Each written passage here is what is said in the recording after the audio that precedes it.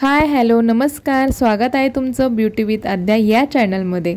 तर आज मी तुमच्यासाठी स्किन प्रिपरेशन हा व्हिडिओ घेऊन आलेले आहे। तर इथे माझे फर्स्ट अँड सेकंड स्टेप झालेले आहे, कारण माझी अंघोळ झाली तेव्हाच मी स्क्रब करून घेतलं होतं। तर स्क्रब करताना बऱ्याच वेळा मी तुम्हाला दाखवलेलं आहे, त्यानंतर स्टीमही घ्यायला लागतं हे सुद्धा दाखवलेलं आहे। तर तुमच्या नाकावर जर ब्लॅक हेड्स व्हाईट हेड असेल तर ते काढून घ्यायचे आहे। माझ्या नाकावर काही व्हाईट हेड्स ब्लॅक हेड्स नव्हते, त्यामुळे मी काही इथे दाखवले नाही आहे। फक्त मी ती टूल्स दाखवले की हे कशा प्रकारे यूज केलं जातं।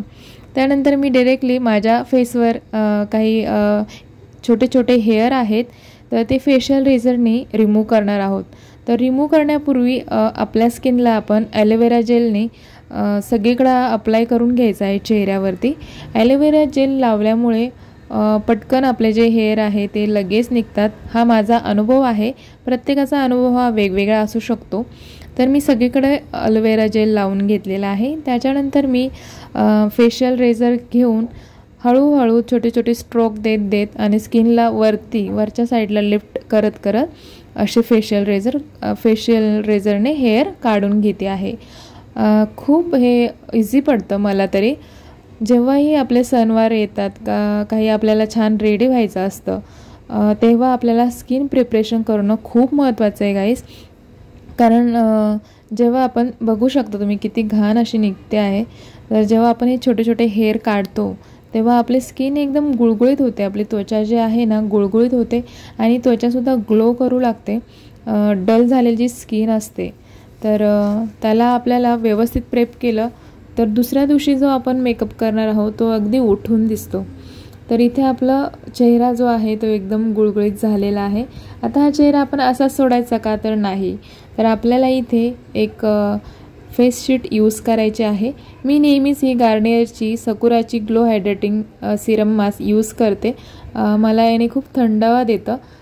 लेमनमध्ये पण याचं मिळते गार्नियरची, पण त्याने थोडं मला स्किनला चुरचुरते, म्हणून मी ठरवलं की आज हीच यूज करूया।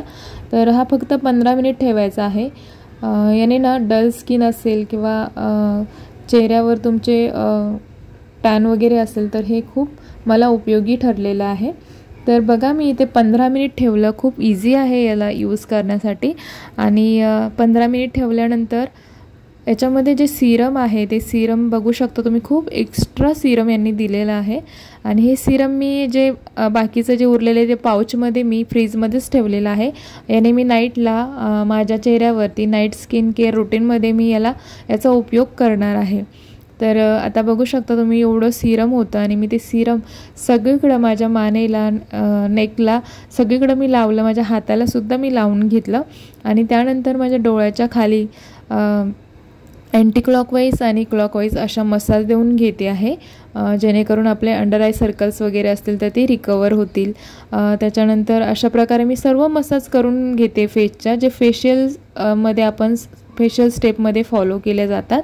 सर्व स्टेपनी मसाज करून घेतल्यामुळे तुमची त्वचा आहे ती एकदम उजळते आणि ग्लो करू लागते। तुमच्या लिफ्टच्या इथे सगळीकडे अशा मसाज करायचे आहे। जेवढा तुम्ही मसाज देणार तेवढी तुमची त्वचा ग्लो करणार। जे सीरम आहे ते तुमच्या त्वचेच्या आतपर्यंत जायला मदत होते आणि तुमची त्वचा जी आहे ती सॉफ्ट होते, कारण याच्यामध्ये हायलोरॉनिक ॲसिड आहे, ग्लिसरीन आहे आणि खूपच तुमच्या स्किनचं कॉम्प्लेक्शन जे आहे ना ते याने खूपच मस्त ब्राईट होणार आहे, ग्लोवी डोवी तुमची स्किन होणार आहे। आणि जर डल स्किन असेल तर हे खूप उपयोगाचं आहे। तर अशी बघा ही स्टेप केल्यामुळे मला खूप भारी वाटतं। आणि तुम्ही बघू शकता आता मी बाहेर आले लाईटमध्ये आणि माझ्या चेहऱ्यावर मी काहीही लावलेलं नाही आहे, तरीसुद्धा तुम्ही ग्लो बघू शकता। आता हे असंच ठेवायचं आहे, याच्यावरती काहीही लावायचं नाही आहे, मेकअपसुद्धा काहीच करायचं नाही आणि फेसवॉशसुद्धा लावायचं नाही आहे। चला तर गाईस व्हिडिओ इथेच मी संपवते, पुन्हा भेटूया एका नवीन व्हिडिओमध्ये। तोपर्यंत ब्युटी विथ आद्या या चॅनलला सबस्क्राईब करा, लाईक करा, शेअर करा आणि कमेंट देखील करायला विसरू नका। तुमच्या एका कमेंटमुळं आणि सबस्क्राईबमुळं माझं प्रोत्साहन वाढतं आणि मलाही खूप आनंद होतो।